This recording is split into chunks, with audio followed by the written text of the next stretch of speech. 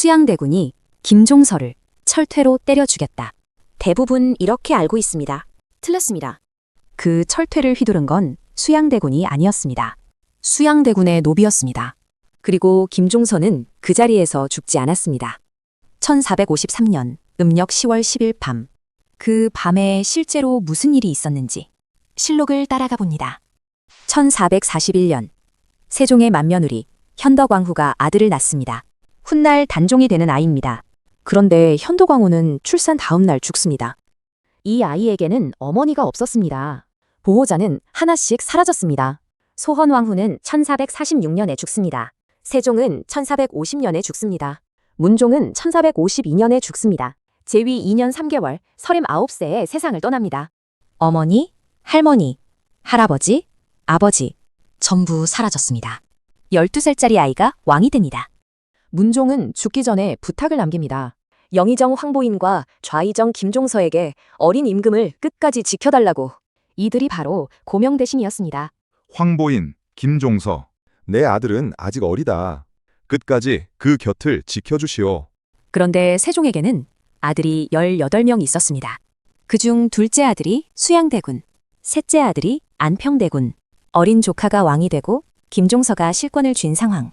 수양대군은 지켜보고 있었습니다. 조카가 왕이 되고 김종서가 조정을 쥔다. 그 칼은 결국 내게 온다. 여기서 한 가지 질문이 있습니다. 김종서는 정말 단종만을 위한 충신이었을까요? 문종의 유언을 버리면 어린 임금은 고립된다. 내가 물러설 수는 없다. 단종실록에는 이렇게 기록되어 있습니다.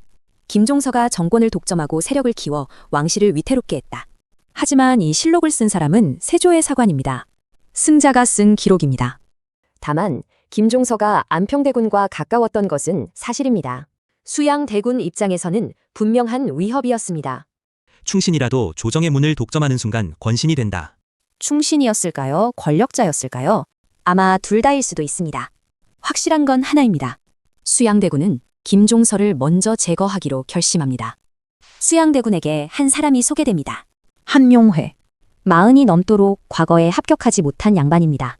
하지만 이 사람이 모든 것을 설계합니다. 누구를 먼저 죽이고 누구를 나중에 처리할지 살생부를 작성합니다. 김종서를 먼저 치십시오. 그러면 나머지는 영모로 묶을 수 있습니다. 수양대군은 단종 즉위 축하 사절로 명나라에 다녀옵니다. 자원했습니다. 목적은 외교만이 아니었습니다.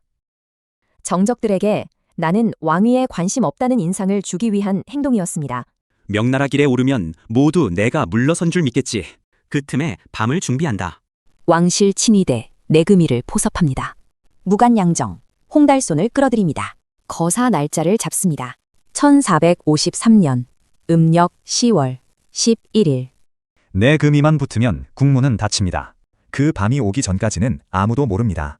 해가 진 뒤 수양대군은 관복을 차려입습니다. 기습을 하면서 왜 관복을 입었을까요? 공식 방문을 위장하기 위해서입니다. 김종서의 경계심을 낮추기 위한 계산이었습니다. 오늘 밤이 지나면 조정에는 두 칼이 남지 않는다. 수양대군이 김종서의 집에 도착합니다. 미리 준비한 서찰을 건넵니다. 김종서가 달빛에 비쳐 편지를 읽는 순간 수양대군이 신호를 보냅니다. 이 밤에 무슨 급한 일로 이런 서찰을? 노비 이머우르니 철퇴를 내리칩니다. 김종서의 아들 김승규가 아버지를 몸으로 감쌉니다. 무관양정이 칼을 뽑아 김승규를 베니다. 아들은 그 자리에서 죽습니다. 아버님, 뒤로 물러서십시오. 그런데 김종서는 죽지 않았습니다. 기절했다가 깨어납니다. 여기서부터가 드라마에 나오지 않는 이야기입니다. 아직 끝난 게 아니다. 전하께 가야 한다. 김종서는 상처를 싸매고 여자 옷으로 갈아입습니다. 가마를 타고 궁궐로 향합니다. 단종에게 가야 합니다. 나는 김종서다. 전하께 아를 일이 있다. 문을 열어라. 도는 문, 닫혀 있습니다. 서소문, 닫혀 있습니다. 숭례문, 닫혀 있습니다. 세 개의 문을 돌았지만 어느 문도 열리지 않았습니다. 내금위가 이미 수양대군 편이었습니다.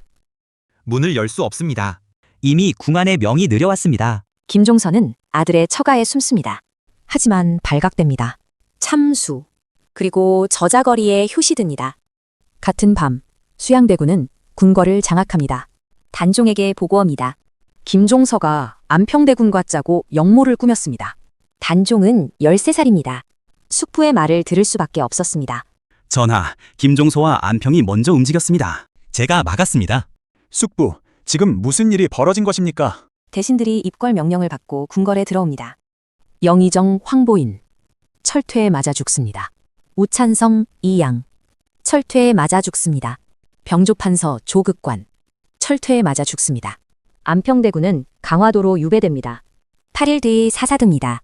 세종의 셋째 아들이 둘째 아들의 손에 죽은 겁니다.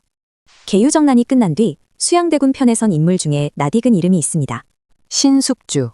살아남아 법을 남겨야 합니다. 모두 함께 죽는다고 나라가 남는 것은 아닙니다. 세종이 훈민정음을 만들 때 성삼문과 신숙주는 함께 일했습니다. 같은 집현전에서 같은 프로젝트를 같은 왕을 위해. 그런데 그 왕의 손자가 쫓겨나는 순간 한 사람은 수양대군의 공신이 되고 한 사람은 단종을 지키다 죽습니다. 왕이 바뀌어도 옳고 그름까지 뒤집히는 것은 아닙니다. 신숙주는 배신자일까요? 실록에는 이런 기록이 있습니다. 신숙주는 처음에 성삼문과 함께 단종 보기를 논의했다고 합니다. 하지만 어느 시점에 수양대군 편으로 돌아섭니다. 누군가는 살아서 나라의 틀을 다시 세워야 합니다. 한 가지 생각해 볼 점이 있습니다. 수양대군이 정권을 잡은 뒤 경국대전에 뼈대를 세운 사람은 세조와 그 참모들입니다.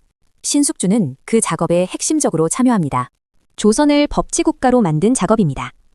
충절을 지킨 성삼문, 살아남아 나라의 법을 만든 신숙주. 누가 옳았을까요? 이건 500년이 지나도 답이 나지 않는 질문입니다. 계유정난 직후 수양대군은 영의정, 병조판서를 포함한 핵심 관직을 전부 겸임합니다. 정권과 병권을 한 사람이 쥔 겁니다. 거사에 참여한 43명이 정난공신에 책봉됩니다. 노비 이머우르는 황보인의 저택에서 살게 됩니다. 노비가 영의정의 집을 차지한 겁니다. 그리고 우리가 읽는 단종실록은 세조의 사관이 작성한 기록입니다. 수양대군을 과장 미화하고 희생자들을 비방 논죄한 것이 심하다. 오늘 이야기한 모든 것은 실록에 기반하고 있습니다. 하지만 그 실록 자체가 승자의 기록입니다. 그 밤에 진짜 무슨 일이 있었는지 우리는 아직 완전히 알 수 없습니다. 수양대군은 2년 뒤 왕위에 오릅니다. 단종은 영월로 유배됩니다.